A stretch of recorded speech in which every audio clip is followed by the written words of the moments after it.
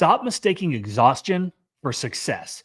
80-hour work weeks, they're not impressive. They're a sign that something is broken in your business. You don't need to be tired all the time to build a great business. And you don't need a fleet of trucks to prove that you're winning, because success, it is not about gross revenue. It's about net. It's about freedom. It's about peace. And it is about time. In fact, some of the most successful guys I know, they're the most stressed, they are the most overworked, and the most underpaid when you really run the numbers and break it all down.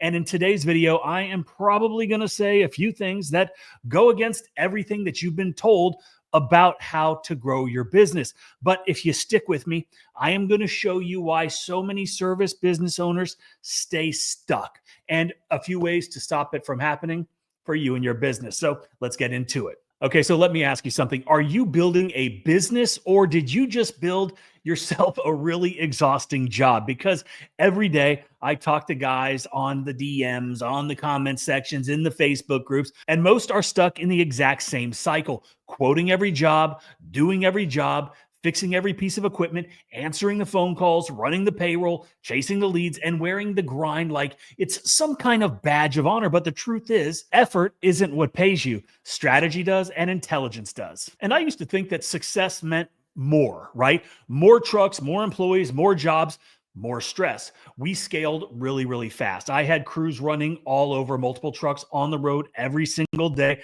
And on the outside, it looked like we were absolutely killing it. But behind the scenes, margins, they were thinner than I would like. Stress was higher than I liked. And time was gone. Okay. I looked around one day and I realized I had built a bigger business, but I had not built necessarily a better life. And that's when I made the decision to kind of scale things back a little bit, not because I failed, but because I saw what was actually profitable and what was just for show. Okay.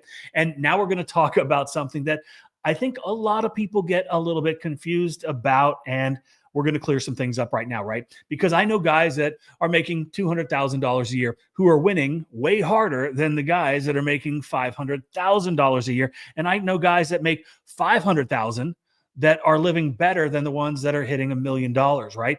Because it's not about how much money comes in, it's about how much of it stays. If your $500,000 a year business requires 10 employees, a bunch of trucks, a bunch of equipment, insane ad spend to keep up, broken equipment, 24/7 headaches, and you're taking home the same as someone that's running a lean $200,000 a year business, those long hours can hurt your personal life, like divorces or multiple divorces in some cases, missed time with the kids if you took the time to have kids, watching your wife drive down the driveway on vacation because you had to go wash on the weekend. Now, you might be making decent money, but it doesn't matter if you're too busy working and not enjoying what you've done all the hard work for.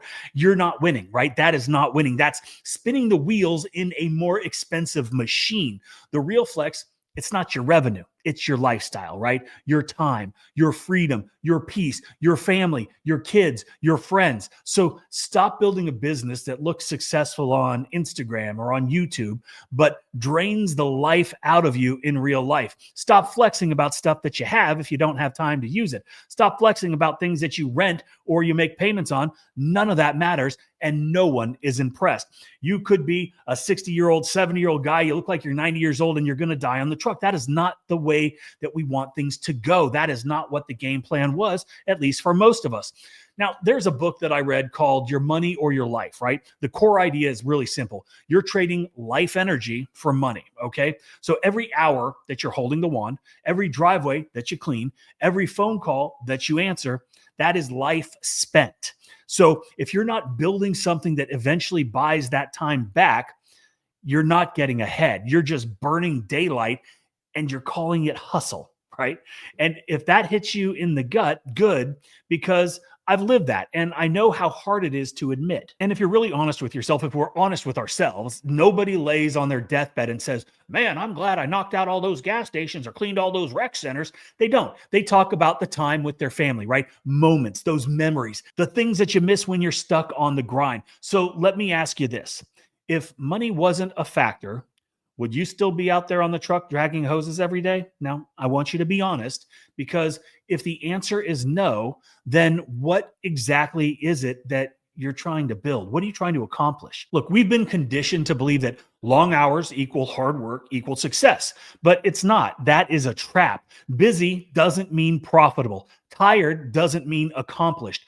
Owning 10 trucks doesn't mean that you're free. And you need to ask yourself, if your team cannot run without you, do you even own a business, or are you just the most stressed out employee on your payroll? If you have to drive behind your guys to check up on them and make sure everything is getting done, you aren't a business owner, you're a babysitter. And I remember when I first started making decent money, right? I'd look at something and I'd say, oh, like a truck upgrade, maybe a trip, something like that. And I'd say, how many house washes is that, right? A $3,000 expense, that's 7 or 8 house washes. A $10,000 trailer, what's that, like 22, 23 house washes? And I'd sit there thinking, is that thing, is it worth trading my time, my energy, my life for, right? And that is the mindset that really put things into perspective, really changed kind of everything about how I was looking at things. Instead of buying what looked cool, I started investing in what made us better, right? And that means upgrading equipment, being more efficient, going from 4 gallons to 8 gallons, right? Cutting your job times in half. And that single decision doubled our profit margin and gave us hours of time back every single week, right? And it really is the tools that matter, right? And honestly, I wish that back in the day I had systems in place from the very beginning. I didn't, because I just didn't. They weren't available. And I left a bunch of money on the table because of that. And that is one of the main reasons that we spent the last 3.5, 4 years or so developing and building Quote IQ, right? Because it tracks everything that it needs to: jobs, estimates, keeping track of customers, reviews, payments, everything in one place, right? And it's not just an app. It is a system that allows you to stop guessing and start running your business like an actual business owner. And you can try it for free at myquoteiq.com. And if I had it in year 1, I would have grown twice as fast with half the headaches, because tracking everything, running your business like a business actually allows you to make smart decisions, which help you grow faster, right? And unlike what I did, if you're brand new, do not skip the foundation, right? And that's one of the reasons why we built How to Wash 2 for commercial and residential, not just to show you how to clean the surfaces, mix the chemicals, and avoid costly mistakes,